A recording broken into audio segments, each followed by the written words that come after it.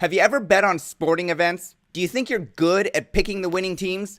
Today's interviewee purchased a generic sports betting domain name and just launched a business offering $1 million payout. We're going to find out how he built the site and how he's offering so much money. Stay tuned.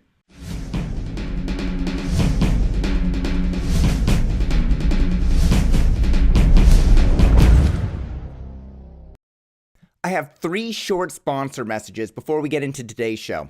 First, if you're a domain name investor, you have unique intellectual property needs, and you need an IP attorney that understands them, that follows the industry, and can help you navigate UDRP, copyright, and trademark laws. David Westlow of Wiley Ryan is the lawyer to call for internet legal issues. Second, if you have a great domain name and nothing to show when people visit, you're missing out on potential advertising revenue, leads, and partnership opportunities. NicheWebsites.com can build your site quickly with a price option to suit any need. But as their tagline says, they don't just build websites, they build businesses.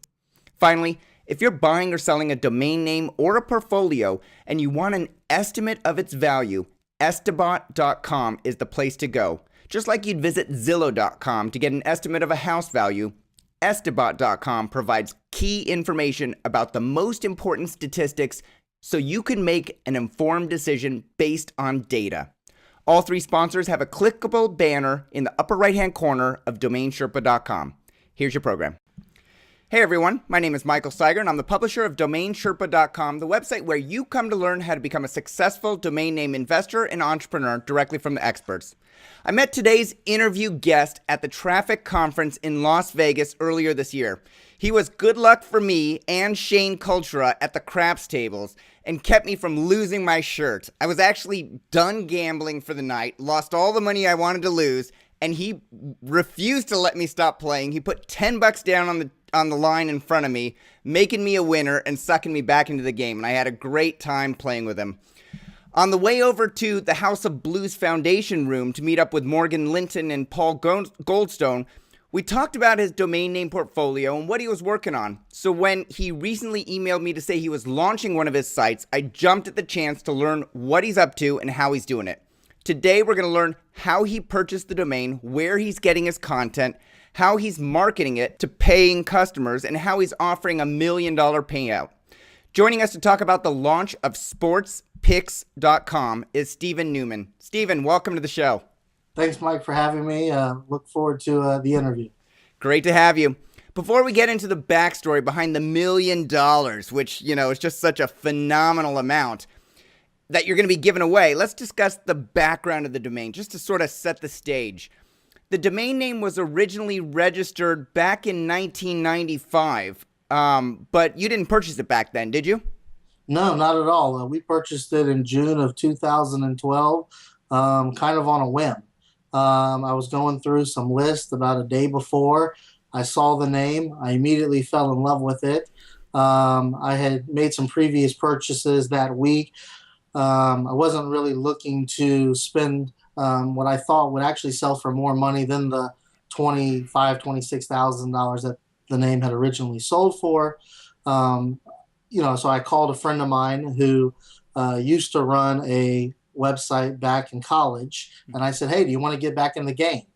And he's kind of dibbled and dabbled with domain names, very, very small, and called him up, and we put together a budget just on the domain name, and we were the high bidder. Great. And you bought it for somewhere around $26,000, you said? Yeah, I think it was like $25,660, $26,660, somewhere in that general ballpark. And where did you buy the domain name?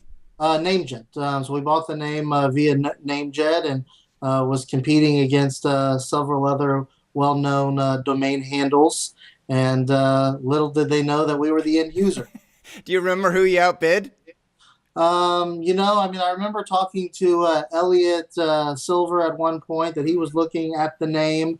I don't know. I don't recall who was the second bidder. Yeah. I probably can find it because I remember thinking that if our business venture didn't work, that I could always sell it to him and take a little bit of a loss on the name and just kind of sell it off as a loss and be done with it, so to speak.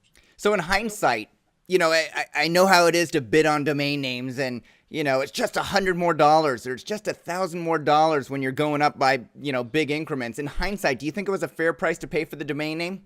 No, I think it's a great. I mean, I think it's a great price. I mean, we were willing to spend $45,000 at the time. That was the dollar amount that, at that point, we would have been picking up the phone and saying, "What do we want to do? Do we want to up it?"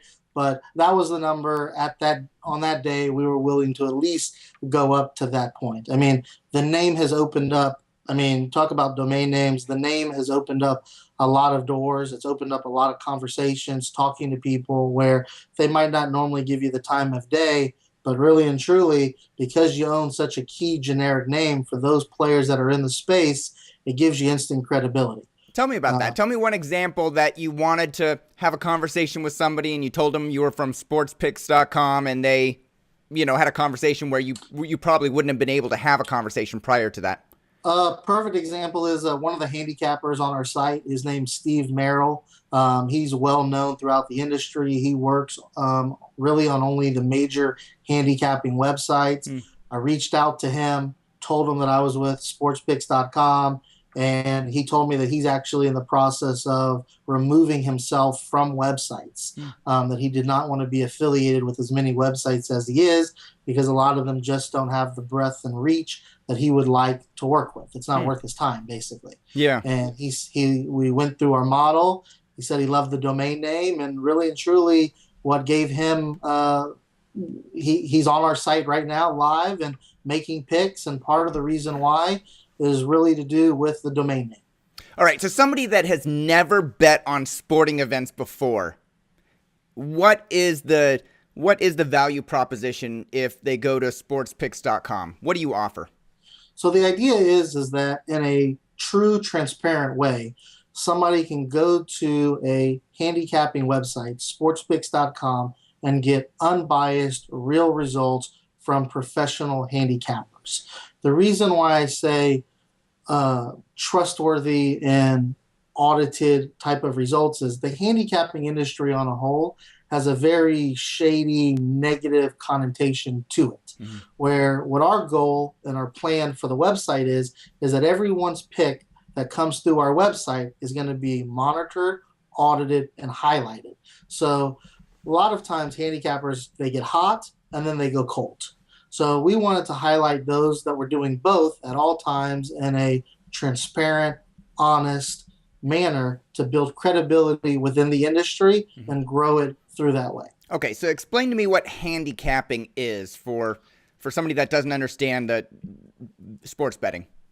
So handicapping on a whole is someone that's looking at a line. So let's say that it is the Seattle Mariners versus the Houston Astros, and the two of them are playing one evening, and maybe the Astros, being in Texas, don't react well to cold weather. So that's something that maybe only somebody that follows the game very, very deeply is going to know how certain players react in certain types of weather.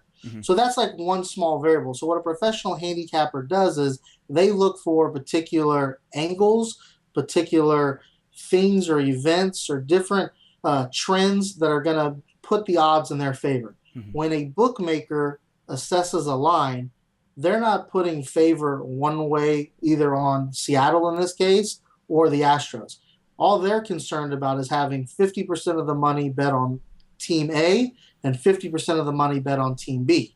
They don't really care which of the outcomes comes true. They just want to make their profit on the juice. Gotcha. And what we're looking to do is to take and analyze the two teams and analyze that information to give our paying members and people that purchase picks a competitive advantage over the long term. Handicapping is not something that is a get rich quick. Some sites promote it like that say you're going to get rich. Again, one week you might make money, the next week you may lose money. What it's really about is long-term sustainability and being profitable. Gotcha. All right. So two teams, the person who takes the bets really doesn't care who wins. They just want to make sure that half the money is on this team and half the money is on this team because they get their commission off of every bet that's placed. They make a transaction fee, more or less, right? Well, it's called a juice. So you Juice. have to bet more than what you would win. Gotcha. So as an instance, you'd have to bet $110 to win 100. Got So it. even when you win, you don't win as much as you bet. So it's not 50-50. Okay. All right. And so they're giving odds. They're saying maybe Seattle is going to do better than Houston, and they're trying to encourage. They're changing the odds throughout, the lead up to the game, and trying to encourage 50-50 betting on the two teams. Correct. And then what you're trying to do is give a better, some third person like myself, an opportunity to get almost insider information on which team is going to do better given a multitude of different circumstances, who's playing, who's on the injured roster, or whatever the case, and allow them to make money. And so they're going to pay you for the information, and then they're going to make a bet and make money off the bet, ideally. Absolutely. It's very similar to your financial advisor that you use with the stock market. Uh-huh. All of the information is out there. It's really just having a trained professional being able to read it, analyze it, dissect it, and put it into practice and help you do that for you. Okay. And so for somebody that doesn't understand the industry at all, which, I'm relatively new to it as well, is sports gambling legal? So in the United States, sports gambling is illegal. Okay. And we at sportspicks.com do not engage in any type of betting. We do not take bets. We do not do we don't want to be involved with that in any regard. So sportspicks.com has tried to build and organize a website that is 110% legal. Like I said, that does not engage in actual gambling. So no, in the United States, it is currently not legal.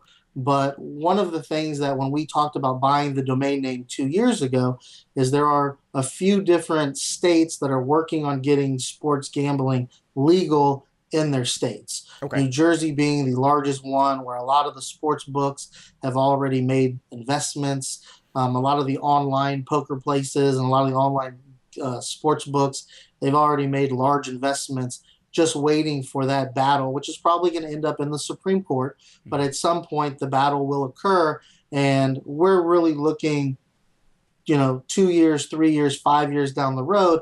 So when this opens a whole new avenue to get new bettors into betting on sports, this is an avenue for the U.S. bettors, and then for anyone else who is looking for help, in making their picks to make money. Sure. And we see that happening. Just last week, we ran an interview where, marijuana has just been legalized in my state of Washington. And we had an entrepreneur on that talked about how he had purchased marijuana-related domain names and was going to help companies come online, get online profiles related to marijuana. So sports betting could be in a similar situation. Now, how come when you and I were in Vegas, we sat in the lounge and we were able to bet on sports there? So Las Vegas has a monopoly on it currently. Okay. Where in Las Vegas, it's currently perfectly legal. So like this upcoming weekend, this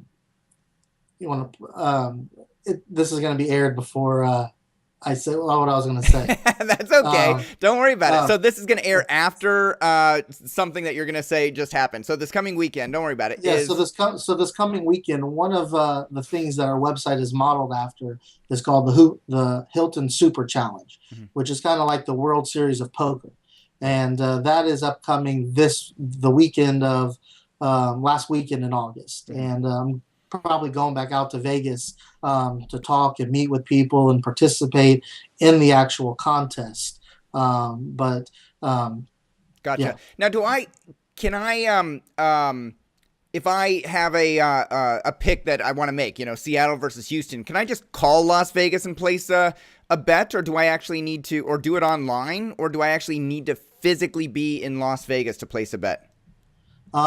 Traditionally, you have to physically be in Las Vegas. Uh-huh. I don't know exactly which sports books will let you, being within the United States, accept wagers. I've read various articles of different sports books that have allowed bettors within the U.S. to make bets and set up an account. But again, we don't have any direct affiliation with those sports books. We do have on sportspicks.com. We do have a few recommended sports books that we have worked with either directly or indirectly that we feel very confident recommending to the people that use sportspicks.com. Okay. Makes sense. So I understand that it's illegal in the United States except for Las Vegas. They've got a lock on it right now. More states may be coming online and allowing betting, and sportspicks.com is to help individuals figure out which teams to bet on so they can make some money. So now that we understand how you help end users make money using your service, how does your business make money? So that's only one function of the business. There's a second function, which is through contest. One of the things that we try to do is to differentiate ourselves with the contest is make it only open to people that are what we call insiders. Sports picks insiders, they get access to contests, they get access to unique discounts off of the handicapping packages that are available that if you're not an insider, you do not get access to. And you also get access to specific handicapping picks by some of the people on our website and just general news and articles that may not be available on our website for just people that happen to come across us and come and go, that type of stuff. So we really look to reward Sports Picks insiders with a number of value-added features, and we do that for a flat fee of $29.95 per year. And we don't automatically renew. We don't sell your information to all the sports books. We don't sell it to, again, we value you. We don't sell or trade or barter or anything like that, your information. Yeah. Okay. So you have basically two ways to make money. One is to sell a yearly subscription to insiders where you give them a bunch of benefits. And then the other option, it sounds like, and I went on the site earlier, I can actually buy picks from certain individuals like you mentioned previously. That is correct. Okay. And so the picks are that I may buy. I went on and I looked, for example, I saw Vincent Santorini, and I can buy NFL picks or Major League Baseball picks for about $25 to $40 for a single day. So I can buy the picks today and know who to bet on. Is my understanding correct? Yeah, that's absolutely correct. So if you were to purchase one of Vince's packages, you would then take that information and use that in conjunction with kind of your thoughts and feelings and make a bet. And again, to build a bankroll over time. Absolutely. Who sets the pricing on those? The individual handicapper selects the price for their packages. Obviously, if you make a commitment to them for the year, it becomes significantly cheaper than buying a 1 day or 1 week package. So it really just depends on kind of where your comfort lies with that individual handicapper. Gotcha. And how much do you take a commission off of everything that sells, Stephen? Yes. So the way the business model is set up is that it's just a 50-50 split between the handicapper and sportspicks.com. So every package that's sold, they get 50% of, and we handle the marketing, the sales. We handle every aspect of that to drive their sales. You know, they do what they do because they're great at it, and we're looking to provide the platform to give them some extended reach and market them. Cool. And I'm going to ask you what kind of sales technology you use to keep track of all that when we get into the development aspect of this interview. But, since we're talking about sales and how much they are and how the commission structure works, I'd love to know, have you made your first sale yet? Well, we've made our first sale. I'll tell you the good and the bad. We actually went live August 7th. Which has been about roughly 2 weeks from the time of us doing this. So in the 2 weeks, we went live at about 7 o'clock Central Time in the morning. At 7:30, I got a phone call from an individual who called and said, I didn't know the individual. He called me at 7:30 in the morning and said, hey, I'm trying to sign up on your website, but the credit card link isn't working. So I go to the website, I look, and I say,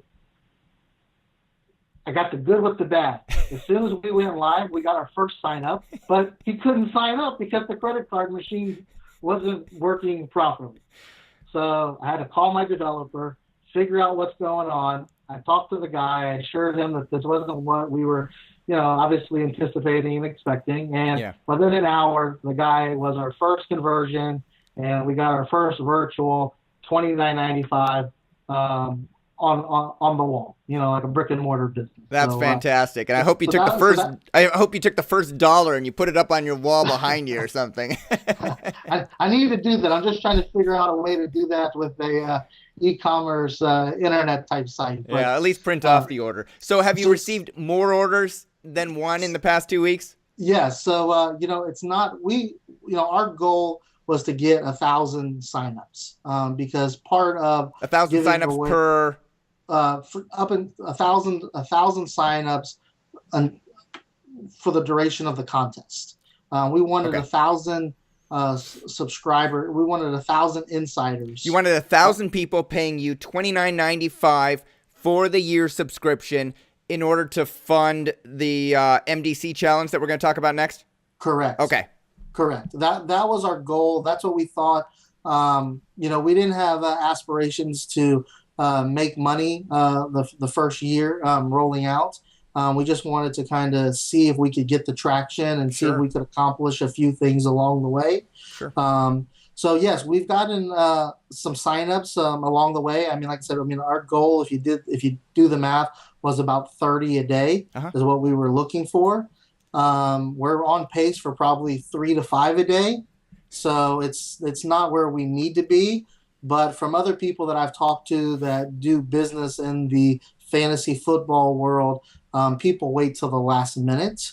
So again, there's still, relatively speaking, there's a lot of time, and we've really amped up our marketing dollars and placements of where we're marketing, where we're advertising. We're doing some creative things advertising-wise. So I'm still very optimistic that we may reach our goal. But as of right now, we've got at least $14,000 in guaranteed money going out the door. And we've only got, like I said, you can do the math, probably 40 to 50 signups. So that as of right now, that means that 1 out of every 2 people or 1 out of every 3 people is guaranteed to win at least $250, and it only costs $29.95 to sign up. Right. So, if it doesn't pick up, even if you don't know anything about sports, I would tell you it's a great investment, risk versus reward. Jump online, sign up today, and take advantage of just the mathematics being in your favor. And is that, do I need to make my picks for the football season, or do I need to just sign up and I have a chance to win? It's participatory on your end. Right, you make your picks, so you're going to be giving away prizes. Right, so weekly based on the results. Okay. So every week we will be giving away a $200 prize to the person that does best that week. Gotcha. So you'll pick each SportsPicks insider that elects to play in the contest. So you can be an insider and not play in the contest. Mm-hmm. But if you elect to play in the contest, then you pick 5 games against the spread each week. Yeah. Then you designate one that's going to be your lock of the week. Okay. And the lock of the week is the one that carries the most weight and creates an opportunity to potentially win $1 million $1 million from sportspicks.com. Gotcha. Okay. And so I want to ask you about the $1 million. We're going to talk about it next, but I think almost every domain investor that has tried to build out a website has had an exact same similar situation to what you had. You went live and, maybe you got a sale, or most likely you didn't get a sale. Or if you did get a sale, something went wrong and you couldn't actually take the money. My daughter just launched a little business. She wanted to sell her drawings. You know, she's on Instagram, and I guess there's a ton of artists on there that do commissions and sell their drawings. My daughter wanted a store, so I went on to Shopify.com, set her up a store with a few drawings and then a commission, and I said, go tell everybody you know. Write to your grandparents, write to your, uncles and aunts, and tell them you got a store and tell them how to buy. And so, that was 2 days ago, and she sold one drawing so far, and that was to you-know-who in order to, encourage her to do this business. So you had your first sale the first day. How did people even know? I want to understand how you got your first sale, because Mike didn't know about it and didn't go there and buy it. Tell me how you got your very first sale. What do you think you did? So where that first sale came from. So we originally got together in probably March or April, and we started looking at how we were going to build out and what we were going to do with sports picks this year. I can tell you what happened to us last year. That we were trying to do some stuff, but it didn't. Yeah, I want to ask you about development too. So we'll get into that because so to answer the question, so we looked at fantasy football magazines, and me being a web guy and all about domain names. When my business partner had mentioned to me, let's advertise in fantasy football magazines, I was weary because they're still print magazine prices. Right. But ultimately, we figured we had to cover our bases and do a little bit of both. Mm-hmm. So you can imagine he and I's discussion, where it's now April. We have no website. All we are is just like a regular domainer that just has a domain name and 10,000 dreams. And we are looking at advertising without any development being done whatsoever. And we took the plunge. We bought ad copy in 3 magazines. We took out 3 full-color page magazines. Wow. 3 full-page, full-color advertisements. I mean, well, 1 in each magazine. 1 in each magazine. How big was the advertisement? The full page. Full page. Yeah. A full page ad. So, in Pro Football Weekly, they have an NFL edition. They have a fantasy edition. So that was 2 of them. And then there's another one called Fantasy Football Index that we bought, like I said, back in April and May. Yeah. Prior to any of the site being fully developed. It was just at the concept stage. That is a big gamble, especially when it comes to development. How much did you end up plunking down, reserving on a firm agreement insertion order at that time? Do you remember? I think my guess is it was probably around 8,000 or 9,000. Yeah. Is what it was. So it was a leap because again, there was no telling if we were going to get off the ground. Yeah. And initially our slated date was July 1st. That was the first day and that we were planning to launch. And then it got moved back to August 1st. And then it got moved back to August 7th. So that's not bad, only being a month behind schedule, Steven. That's not bad at all, actually. All right, so let's talk about the $1 million that you're going to be giving away. You've got a $1 million challenge, MDC.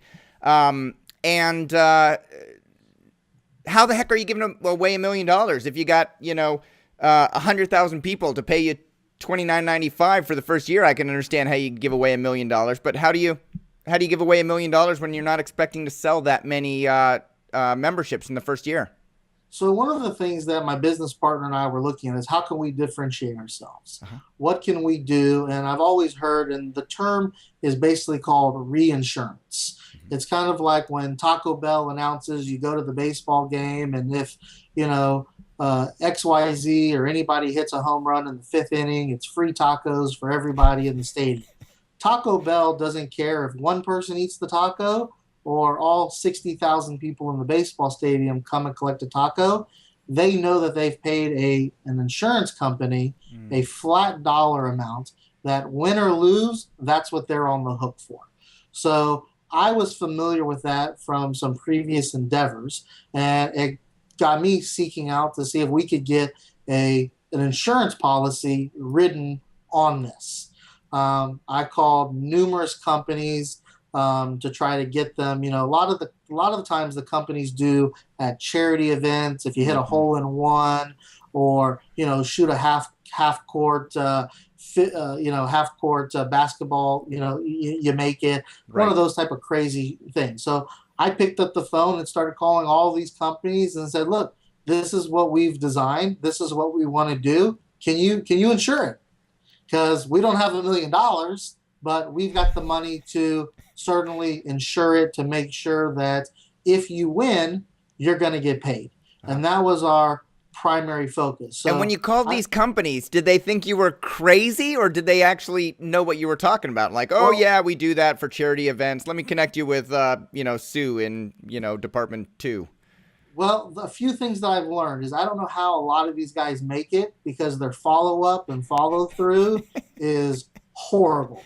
I don't want to name some of the companies, but how these guys make a living, it's beyond me because it was more challenging just from that standpoint of getting someone to be diligent to call back that could comprehend remotely what we were talking about. So I probably reached out to about 25 different of these companies that handle different things. Some of the bids came back and they were just insane. Huh. I mean, it just didn't make it feasible to do this type of contest. Like, what was an insane number?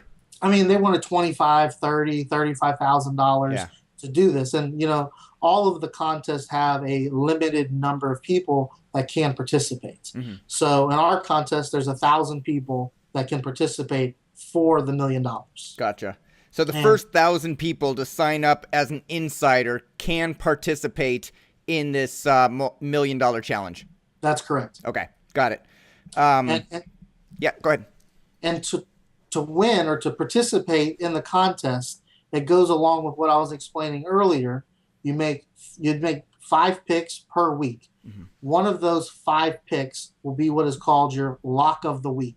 That is the week you feel the most confident about. That is the pick that you think that no matter what, it's going to win. So each week you will designate one game out of the 5 to be your lock of the week. Mm-hmm. If you win each week for 17 weeks, you will win $1 million. And sportspicks.com hopes you win. Now, what if you and I both pick all 17? Do we both win $1 million? No, there's only unfortunately there's only one $1 million prize. Okay. But it does come down to tiebreaker rules. That I would say that for more detail, it's best to go to sportspicks.com/contest and you can read everything is detailed and laid out exactly. The specifics for the contest. Sure. Now, I used to work for GE Capital, and we had one of our largest businesses was called GE Capital Reinsurance, and we had 27 other capital businesses that specialize in all different types of financing. And I know that these guys are number crunchers, and they want every single detail locked down so they can fully evaluate the risk and set the policy premium, how much you have to pay on it. Did you find that in dealing with those 25 companies, the certain percentage of which actually provided a quote to you that they wanted all the rules written out and they found, problems with your rules and things like that in order for them to provide a quote? Oh, yes, absolutely. And we had numerous negotiations. Once we narrowed it down to the company that gave us the most realistic bid that we thought it was something that we could work with. And again, it was, as I told you early on, we weren't looking to make a ton of money or, we didn't have grand expectations for the first year going into it. We needed a marketing angle to differentiate ourselves from anything else that was going on. Mm-hmm. And from our knowledge, this has never been done before. But absolutely back and forth from simple things of the deadline to when the time of the picks have to be submitted to how the lines are going to be transmitted. I mean, there's a lot of behind the scene details that come into this particular contest that for a company to be willing to underwrite the $1 million policy, they want to make sure that they're protected, as you well know. And so did you actually use an attorney to draft the terms and then they had their attorney looking at it? Or how did that work out? Because it seems like it would require an attorney to draft. And as a follow-up to that, did it cost a lot of money to have, regardless of the premium, just to come up with the terms and conditions and get that settled So we're fortunate that my business partner's wife is an attorney. So we were able to leverage a little bit of internal assistance. Nice. The other thing that we did is we modeled it again after another existing contest that they already have their terms and conditions laid out. And we know they have their A to Z covered backwards and forwards. So between parlaying what they already have going on or what they're doing, Yeah. and then having an inside attorney look at it from a cost structure, it wasn't that difficult to do. Mm-hmm. It was more or less just kind of coming to an agreement on, what's a fair amount of time for our insiders to be able to make the picks, Right. how are the information going to be relayed, and when do we need to get the reinsurance company the information and make sure, because in this case everything's time sensitive, Right. and they want to make sure that there's no funny business, and we want to make sure that we've done everything that we need to do to ensure that we're in good standing. Yeah. So I know I'm wondering, and probably everybody who's been listening to us talk about this reinsurance policy for the past few minutes is wondering, how much does it cost to run a contest that has a potential payout of $1 million? So Mike, you were in the business. Take a stab at what you think it would cost to do something like Well, that. you already told me that 25, 30,000 was outrageous. So I'm going to go with 15,000. So we found a company that basically would do it for around 11. It was around 11,000. Since we've entered into the contract and now everything's signed and sealed for many months now, Yeah. Because we had to lock that up before we bought the ad copy. So actually, that was the first order of business before the ad copy. Right. In the media magazines. Because Sure. Yeah, you can't what we were promote it if you actually can't give away $1 million. Exactly. So that was the first quote unquote order of business. So now that other companies, I guess, they go through this, I have had one other company contact me and say, hey, what are you paying? And his price is cheaper than the 11,000 that we're paying for it. So again, after 25 of them and dealing with everything else, that's what we paid. But I would say that probably around 10,000, somewhere between 9 and 10,000 is probably a good number for this particular thing. In the off chance that somebody's listening to this and they run a hosting company or a registrar and they want to run a promotion to give away $1 million or $500,000 or $100,000 and they want to buy a reinsurance company, can you name, without naming your reinsurance company, can you name a couple or 3 companies that you'd recommend people start their due diligence with and take a look at? Well, I can't. I mean, I can tell you that they're a dime a dozen. Yeah. I can tell you the name of our company Okay. that we are using. The name of them is called Odds On Promotion. They're at oddsonpromotion.com. Okay. And for the transcriber, that's ODDSON promotion.com. Correct. Okay. So that's the company that we ultimately went through. Like I said, there's a dime a dozen. It wouldn't surprise me if 10 of these are the exact same company. But I mean, I walked out of there saying, if I ever needed a job or if this was something I wanted to pursue, this is the next business venture because I know how to answer the phone. I know how to call people back. And those are the first 2 steps in any business. And half the time, like I said, that wasn't the case with some of these particular companies. So that's the company that we were working with or that we are working with. They're the ones that are insuring the $1 million policy. So they've been great to work with. I mean, we've worked with, originally the salesperson, then we worked with the owner to kind of nail down and, get it signed, sealed, and set up. Okay. So in order to get into this $1 million challenge, you need to have your first week of picks entered into the system, and you need to set your lock. And so the very first week, what's the day? If somebody's watching this and they're like, I want access to my $1 million, if they want to sign up at sportspicks.com, what's the day that they need to sign up by? September 7th. Okay, so end of business September 7th? I would have to look. I don't have the exact. It's on the website again, the exact specifics. I think it's the middle of the afternoon sometime. Great. I think But if this is coming they out go to before September 7th, so that'll give them a couple of days to go and make their first week of picks and their lock.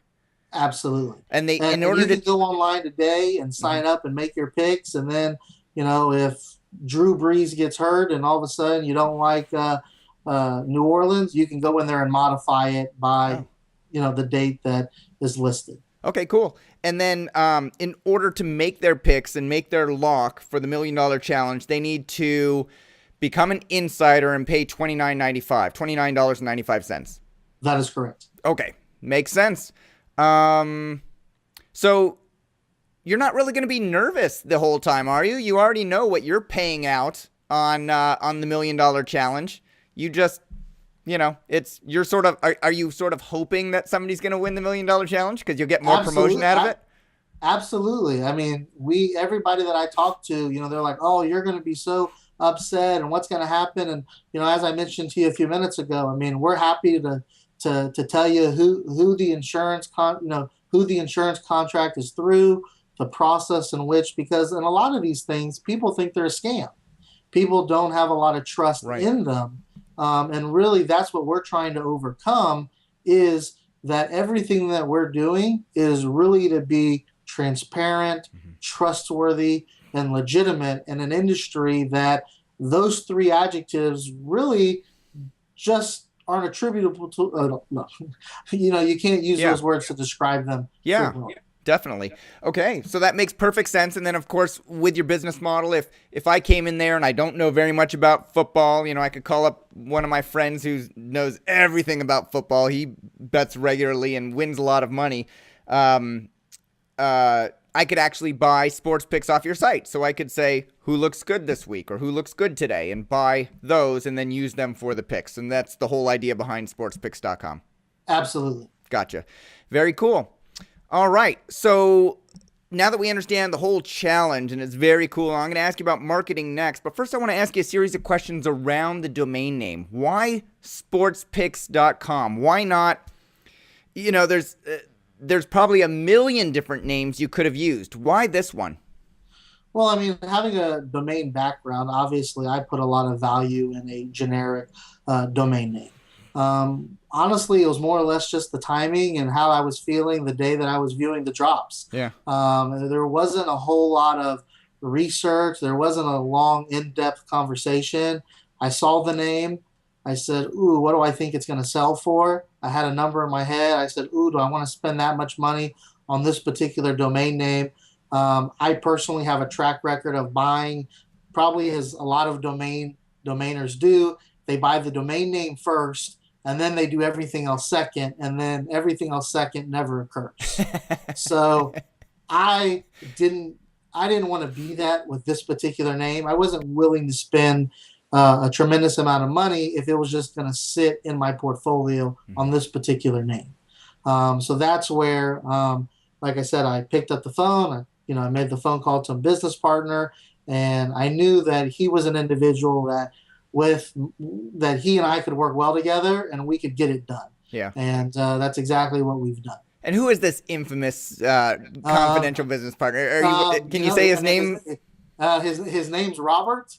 I mean, like I said, and early on, he ran a handicapping sports picks website back in 2000 and 2001, and 2002, really. And then they did some really neat, great things. They were making about $5,000 a month off of a website.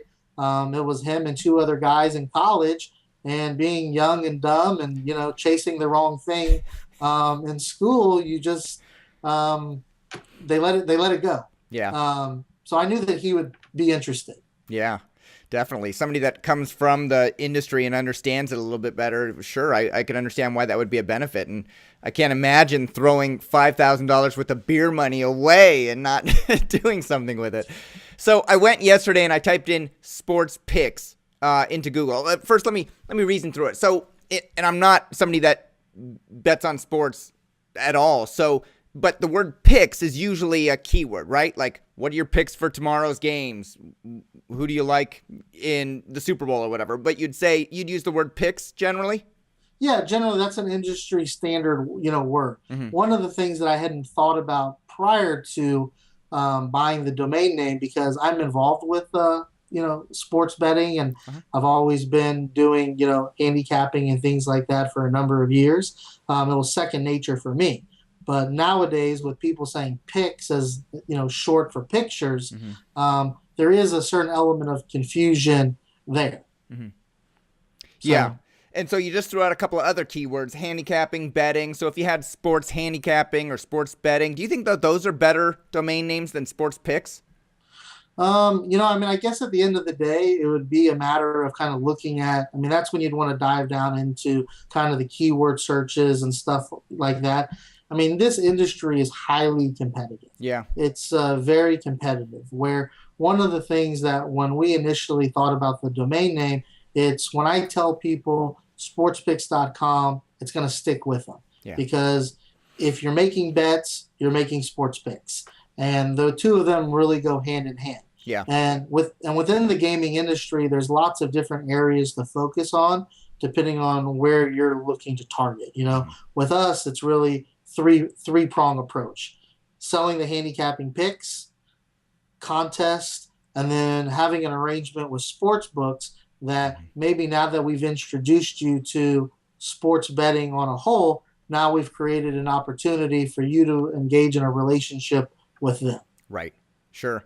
Yeah, that makes perfect sense. Handicapping is hard to type in, and you're not really a betting site. You're a pick site. So, it sounds like it was a good choice. And in this domain, whereas with many of the other domains you purchased, you actually had a business idea when you were purchasing this one, and you got together with Robert and you decided that you were going to develop it out if you got it.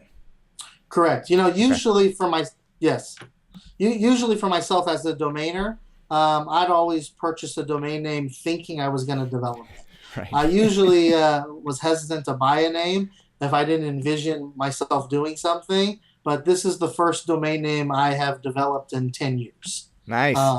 So All it's right. it's Well, very and so I went to Google yesterday and I typed in sports space picks into Google, and it returns 665 million results, right? So there's in their index, there are 665 million individual pages of content that Google thinks are associated well with sports picks. And then it tries to say, number 1 through 10 are the most important out of those 665. And sportspicks.com was listed in the 9th position out of those 665 million results. Not bad. What yeah. have Last you time I looked, we were 11. So I'm glad to hear we're what trending have you up. done? That's Clearly, people in Seattle think more about your website. So, what have you done to rank it in the top 10 so quickly? Prior to development going on, we've been posting blog posts several times a week, adding new, fresh content on an ongoing basis. Hmm. But I really believe that the domain name still, even though I know there's been some debate about an exact match domain, does it carry any weight? Does it not? I definitely truly believe that even today, 2013, it matters tremendously. And I think that has a lot to do with it as well. I'll tell you a funny story. I reached out to the owner of NFLpicks.com, Hmm. and I was trying to purchase the domain name from the individual. And the individual didn't understand my email, and he wrote back to me and said, "Well, I'm not really interested in buying your name unless it's really cheap.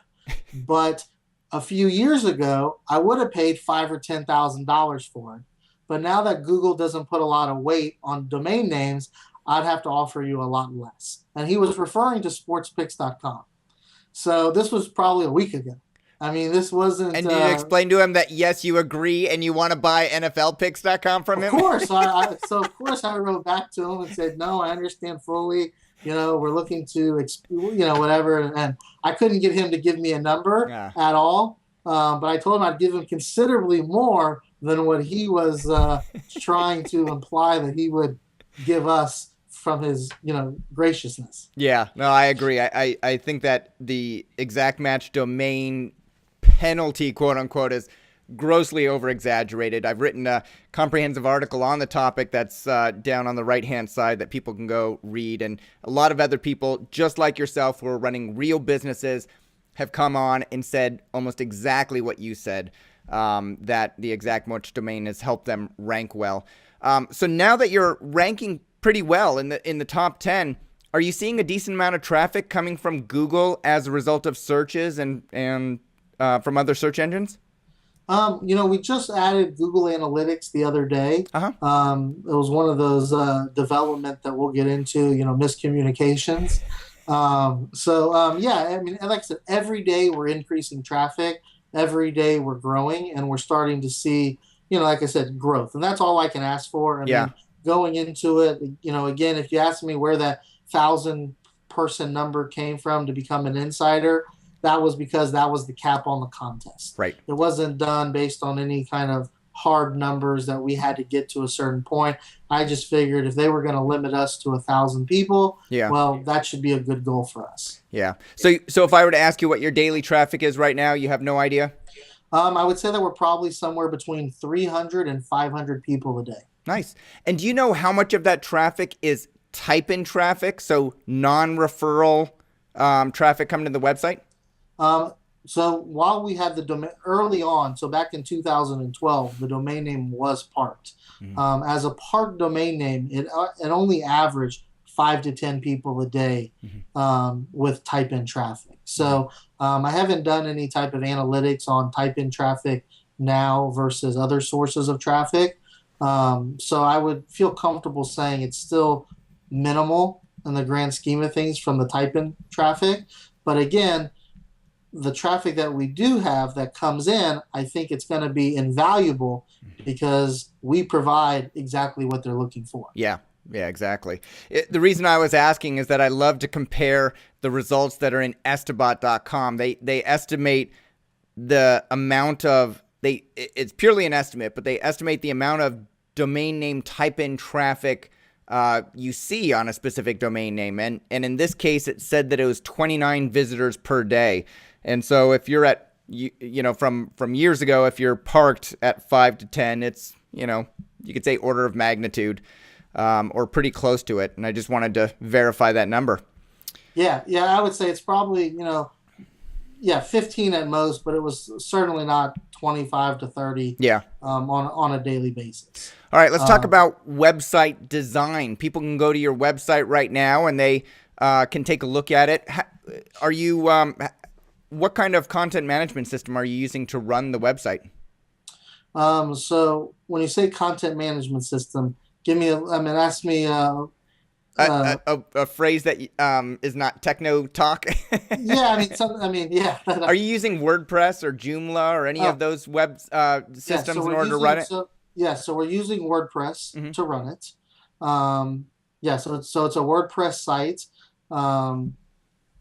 Okay. Cool. And did you use a theme that was off the shelf and, buy a theme for $50 or $100 and then customize it? Or did you develop it from the ground up? No, we bought a theme from one of the, I think it was Theme Forest. We had originally bought a theme from, and then we had a designer go in there and modify it to our specifics. Okay. And you mentioned that you had a little hiccup with your development work, that you started down the road. Did you actually have to change developers? Well, so when we first bought the domain name back in, I believe it was like June 2012, we were hoping to roll out last year for football season. Okay. So one of our internal debates were, do we want to customize and build this out from A to Z and spend the money that it was required to do so?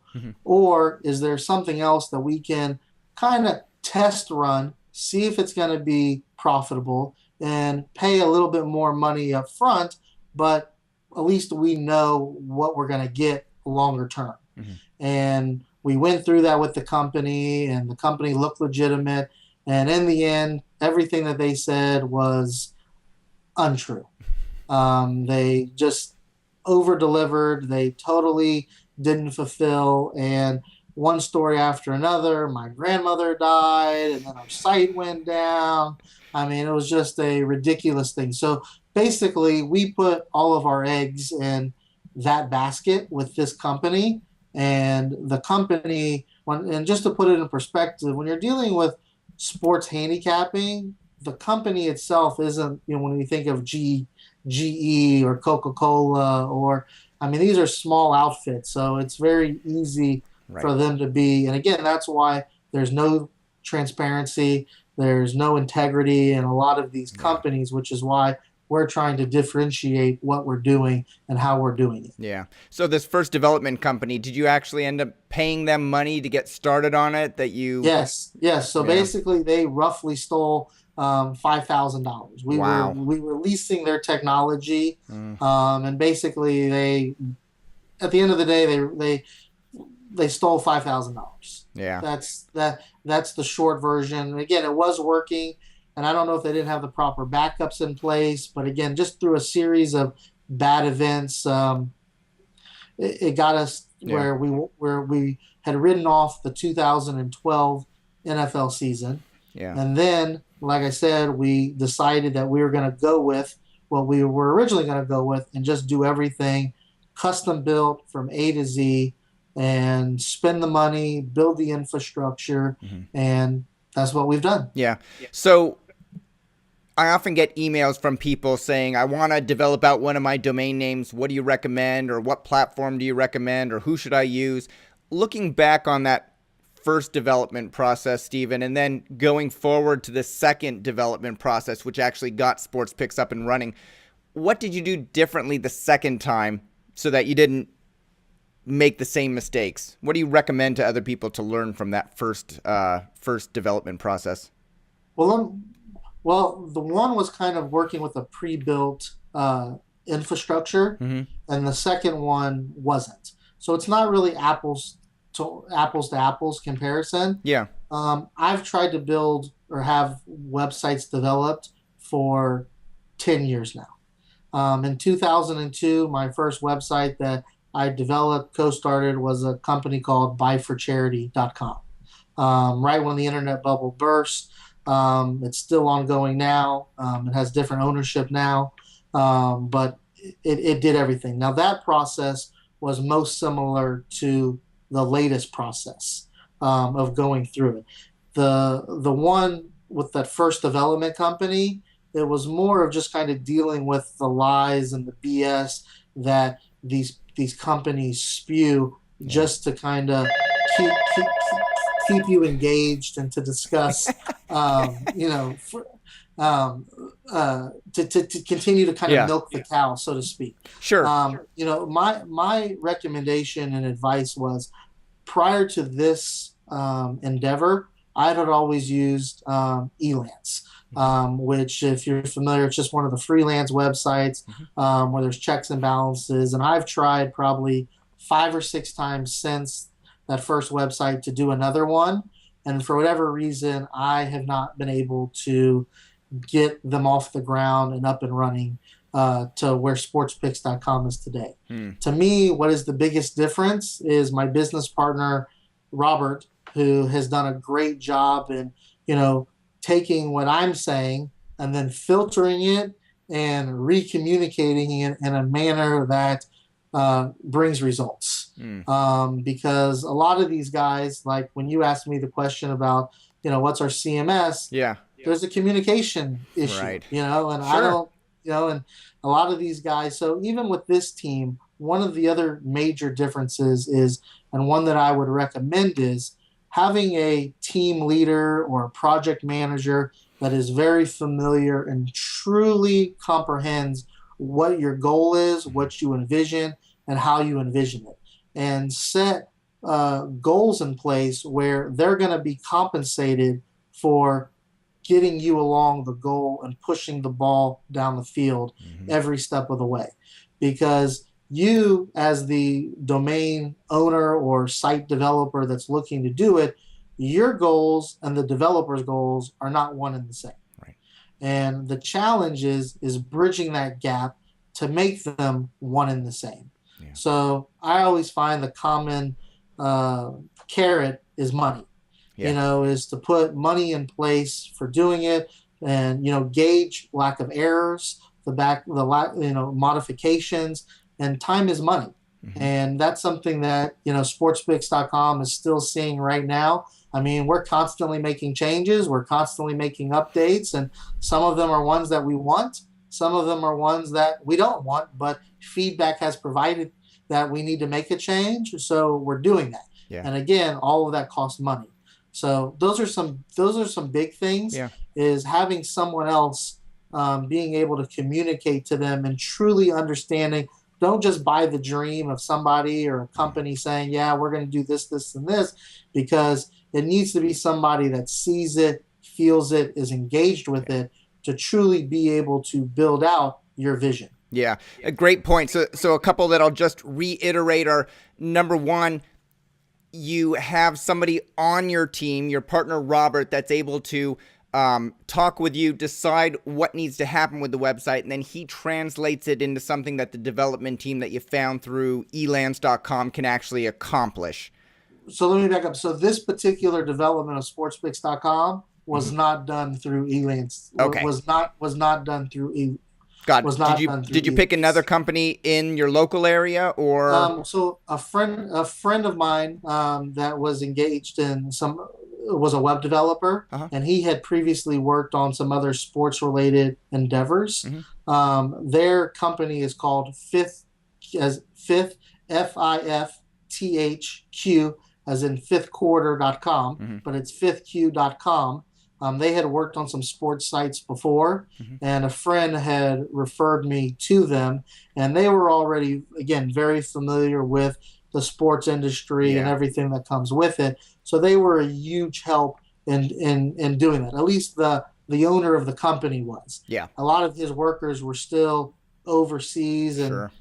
there's still large communication gaps and that Yeah, kind of but stuff. he That acted as basically a project manager. You would say, I wanted absolutely. to do this. He would then tell his developers, here's how you need to code it. Here's how you need to structure it so that they can grow this way if they want to and add flexibility. And so that's why I think a lot of domain investors who haven't done development in the past think that they can just go onto elance.com or odesk.com and say, I want a sports betting site or a sports pick site, and here are the 5 things that it should do. And they're not providing, a screen mock-up of where they want things or what the functionality should do or a set of screenshots that lead the user or the developer through what the user experience should be. There's a lot that goes into developing a website. And you were able to do it better this time because you had not only somebody on your team that could help you define what all those user experiences are, but you used somebody that was local that could actually talk to you in that understands the sports industry and can speak English and that has worked in doesn't have any communication issues besides more than just you and me to then develop it. And somebody I trusted. Right. And I think that's another important variable that goes into play. But Definitely. absolutely, yes. And the other thing that I'll just say, which you brought up a great point, is that if you go onto elance.com or odesk.com and you assign a project thinking, you've designed up your mock-ups and the user experience and things like that, you can actually do an escrow through those services that say, for user experiences 1, 2, and 3, it needs to be done by September 1st, and I will pay $1,000. For the next 2 user cases, it needs to be done by September 14th, and I will pay an additional $1,000. And you can define the timeline and the amount paid based on you signing off on that functionality. And it makes sure that you're meeting the deadlines that you have, because clearly you had a timeline that you needed to meet, as well as not releasing funds before they were complete. Yeah, absolutely. I mean, those are great avenues, and along the way, all of those sites have evolved. Mm-hmm. I mean, back in that first website, buyforcharity.com, when we first did that website, that was through Elance, and they didn't even have reviews. And if they did, I don't know how valid a lot of them were. Yeah. So again, those sites have truly evolved, but again, from the development perspective, it is very difficult. It is very time consuming, and it has to be something that you're truly passionate about Yeah. and something that you're interested about. Because, like I've said, I've spent countless hours, countless times, some positive, some negative, interacting with a lot of different people on this endeavor. And it'd be very easy if I didn't care to just throw the towel in and say, Yeah. man, go back to a park page, collect my couple dollars a day, and be done with it. Right. Yeah, definitely. Great advice. All right, so let's talk a little bit more about marketing. You mentioned that you bought those print advertisements. You had to commit to those in advance, not knowing exactly when you were going to go live, and that was a big investment to make. I did a little bit of background research. I found Aaron Wilkin from accidentaldomainer.com on July 5th, 2013, posted an update on sales from a year ago. And so he looks at the top 10 highest ranking by sale price sales, and Sports Picks at 25,660 was number 5 at that week. And he had a little screenshot saying $1 Million Challenge launching July 1st. We talked about that you didn't launch on time and that you actually targeted the next. But the splash page was definitely eye-catching, and you had 3 boxes on there: email address, which was a required field, and then first name, last name. How long did you have that splash page up and running for, collecting email addresses? It didn't get up there as quick as I would have liked. To me, that was the basics from day one. As soon as we decided that should have been there. Mm-hmm. The developer, for whatever reason, again, I'd say 6 weeks is probably the time frame that it was up. Okay. It actually did a really good job. I mean, I think that's a MailChimp product that was kind of servicing, collecting, the email addresses and capturing them and all. So it worked out well. I think we got about 100 to 150 signups before we went live. Nice. We're currently in the process of trying to convert those 100 to 150 signups into paying insiders.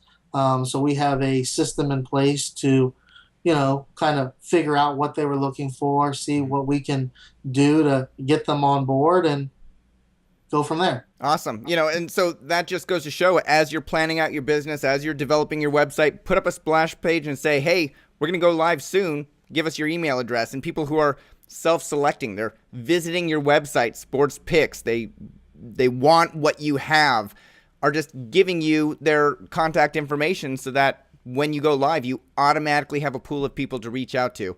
And the thing I love about MailChimp is, as opposed to the many competitors that they have, is that you don't have to pay anything for a MailChimp account until you hit, I think it's 2,000 subscribers, or maybe it's 500 subscribers. I can't remember the exact number.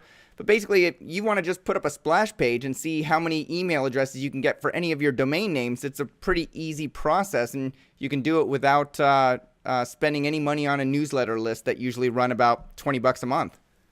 Absolutely. I'd recommend it to anybody that was even thinking about developing their name or kind of trying to gauge the engagement of the domain name. It's one thing to have a great domain name. It's then important. A lot of people have tried development and they've evaluated or they found out that it doesn't convert really as a developed website. So that engagement factor and ultimately the conversion, is the important variable. So absolutely, MailChimp's great. Yeah. So you've paid for your advertisements. The advertisements have been printed already and have gone out, I assume? Yeah, absolutely. You can go into, I've seen them at Barnes & Noble, Randall's, Tom Thumb, some of those magazines here. Places in Houston. Yep. But absolutely, you can see them in any reasonable place, I believe. And so, your marketing promotion has a drop dead date of September 7th. So are you in full press? Are you in putting a full court press on? I was looking for the sports analogy. Are you putting a full court press on your marketing efforts between now and September 7th? So I would say that we just started really yesterday. And then ironically, I'll tell you a story that I probably shouldn't tell you, but we kind of started our full court press. We were very excited to see an uptick in signups and usage. And last night, We went on the website to check the number of registrations, and it was zero. It wasn't even on our pace. It was like, and I guess in hindsight, we should have realized that something wasn't right then. Yeah. But we just figured, we're already kind of like, it's not doing what we wanted to do. Well, tomorrow's a new day. Let's approach it from that standpoint. Yeah. And then it wasn't until this morning that I went through the process, just kind of looking and evaluating things. And I realized that when I went to put in the information, that it wouldn't let you go to the checkout page.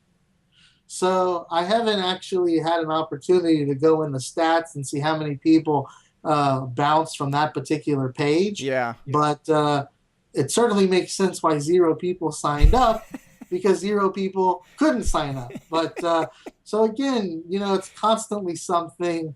So I would say regarding your full court press, we're definitely starting to, and it's coming together.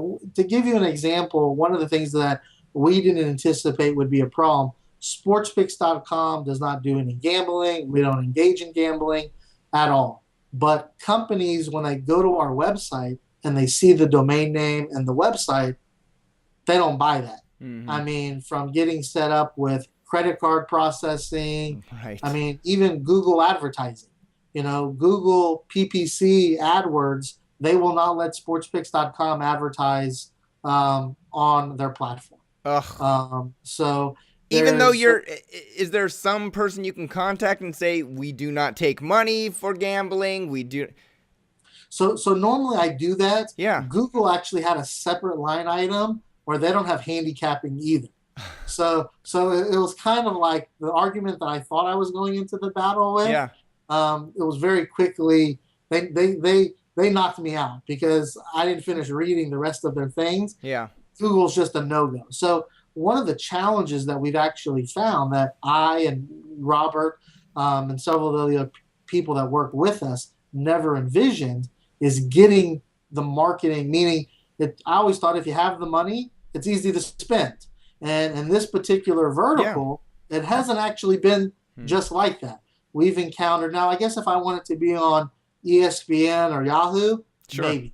Now we're not spending those type of ad dollars to more, hundreds of thousands of dollars in media buys. So it's a little different playing field. But some of the sites that we'd like to be on, they've already sold out for advertising, and they've been sold out long before we even thought about advertising on the site.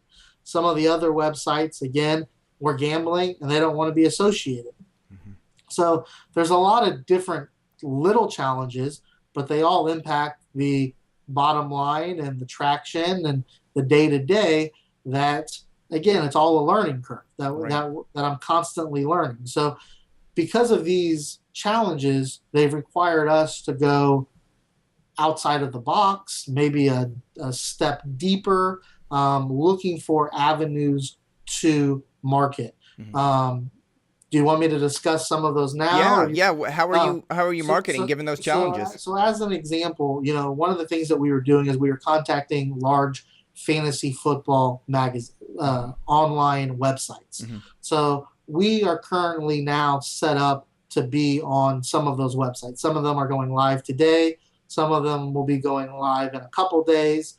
So you bought an advertisement banner? Yeah, some of them are banners. On the major websites, they are banner ads.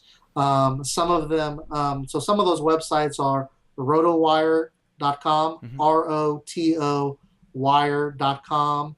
Another one is footballoutsiders.com.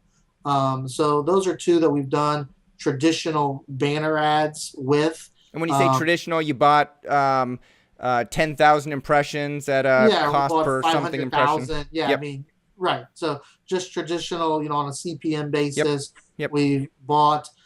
So those were the avenues that we were really looking for. And a lot of the websites with any traction, they either, again, it's been hard placing dollars in marketing avenues. So one of the things that we've done more recently is a lot of the NFL teams have forums and blogs and people that have huge followings where people come on. So we've started buying banner ads on some of those websites.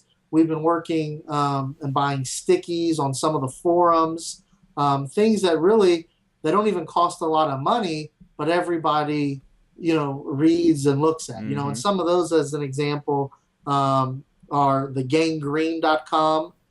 That's the New York Jets, one of the big blogs for the New York Jets. So that's one. We actually had another deal with the other big Jets blog called jetnation.com. So, you can go online and to the forums, and as people are talking, they see information about our contest and participating. Because really who we've been targeting is people that are involved with football, fantasy football, sports gambling to some degree, but usually it's too expensive because we don't have the type of margins that the online sports books have. So that's another challenge when you're marketing and you're perceived. And if they are going to take you, all the other gambling outlets want to be there too. Yeah. So it's very problematic from a marketing budget perspective. Yeah. Have you been able to, so you mentioned press release to me, that you haven't been able to get a press release out because the associations won't even take a betting related type press release and publish it. Is that correct? So that's kind of interesting. So we initially put out our first press release and it went out without a problem. Oh, okay. So the first one went out without a problem. 2 days later, we were trying to do another press release. And when we tried to put that one out, it got flagged by PR Web's editorial department. And I was very excited about the press release. I was looking for positive press from it. Thought lots of good things about the release. And in actuality, to wake up in the morning and find out it never went out. Yeah. So I call the PR company. I get the managing director on the phone, and she's telling me that we're a gambling website. I explained to her backwards, forwards, upside down, any way you could possibly phrase it to her. She didn't get it. We're a gambling site in her eyes, and that's all that matters. Now, ironically, they're located in the state of Washington. And I understand that Washington has some very, apparently over time they've made some very strict threats or some very, I don't know what they've said to these different companies, but if they touch anything related to gambling, it's a giant mess for them. Because one of the advertisers, that magazine that I mentioned earlier, Pro Football Weekly, they're located in Washington as well. And we had to jump through numerous hoops to get them to allow our ad in the media buy. It wasn't just, hey, here's $6,000, take my money, let's do the ad. Right. I had to fight with them. I mean, they weren't the problem. It was some of the other issues around it, but to demonstrate we're not doing gambling. We're not. So every which way you can imagine, we've encountered some type of hiccup. Have you been able to get any news sources like regular bloggers that cover the gambling industry or horse racing or NFL or whatever to cover your website launch, your business launch? So one of the things that we haven't done, and that's kind of because a lot of the people that play in these things are last minute and it's impulsive. Yeah. And a lot of fantasy drafts are going on right now, and a lot of things are going on. So to target that segment and to really utilize those platforms, we really want to kind of allocate the last week for that. And it's predominantly on most of these things, it's Robert and I that are doing them. So this is a very there's tons of moving parts constantly. So again, we kind of have to set up a time frame to get it done and allocate our time as best as possible. We definitely are looking to do that 100%. Yeah. What's your partner Robert and you? What's your end goal for the website? Are you looking to build it big so that you have plenty of cash flow coming in? Are you looking to build it and then grow into maybe gambling when it becomes legalized? What's your end vision for the business? Well, I would say obviously, we're looking to make money, and cash flow is beneficial for all. Yeah. But more importantly, from that perspective, we really wanted to create an honest, trustworthy site with integrity in an industry that most people, whether or not they do participate or don't participate, believe that it's a very untrustworthy business. Mm-hmm. So our primary goal right now is really just to establish those fundamentals of the website. Everything else from there, if we do it correctly and the word gets out that sportspicks.com is a trustworthy integrity, their sports pick, their handicappers are very good at what they do, and we take care of business, whatever the future holds, it's my personal belief, it'll take care of itself. Obviously, as gambling expands, it's areas that we would be open to looking at. But at this time, we're really just focusing on building and focusing on our core values and expanding them. Gotcha. What are your next steps for marketing? It sounds like you're getting ready to launch, the MDC, the $1 Million Challenge, September 7th. And then once that hits, are you going to be spending the next 17 weeks really focused on that challenge and making sure that you get the data to the insurance company and all that sort of stuff? So we will be working on all of that completely, but that's only one component. Then we still have an ongoing obligation to the handicappers that are utilizing our website to grow and market and create a following to provide value to our handicappers and to our users. So our marketing angle is to, on an ongoing basis, provide high quality content via featured articles and our blog to be able to do that. A lot of that is using Twitter as a mechanism to promote our handicappers that are doing well on a week-to-week basis. We're also going to be doing some live Twitter events of some games, some different events and things like that to kind of help promote the different websites. To promote Sports Picks website. So we're really looking to do an ongoing, but absolutely we have to manage the contest. Once September 7th comes, that just means we don't have any more availability to try to capture at least people for the $29.95 for the contest. Right. That's still going to be an option for someone to sign up. And another kind of secret that, if somebody really stops and thinks about it, I'll tell you is to become an insider is only $29.95. Some of the packages that are going to be coming on board and, that may be on there right now range anywhere from $300 to $1,500. Well, Michael, it doesn't take a genius to know 20% off of a $500 package is $100 off. So it's cheaper, even without the contest. You're better off signing up, using the special code to sign up as an insider. But again, they make black cars and blue cars for a reason. So we'll see how it goes. Awesome. All right, Steven, I've enjoyed getting to know you better when we were in Vegas, talking to you today. Are you going to be at the Traffic Conference in October so other people who have watched this can come and chat with you and meet you as well? I certainly might be at this time. It's hard to tell, as I alluded to in the middle, still trying to work out if I'm going to be in Vegas in 3 days. So taking everything day to day at this stage, but definitely look forward to it. And just wanted to kind of throw in a last, if anybody has any sports related domain names that may feel will be an asset to sportspicks.com, you can email me at steven@sportspicks.com.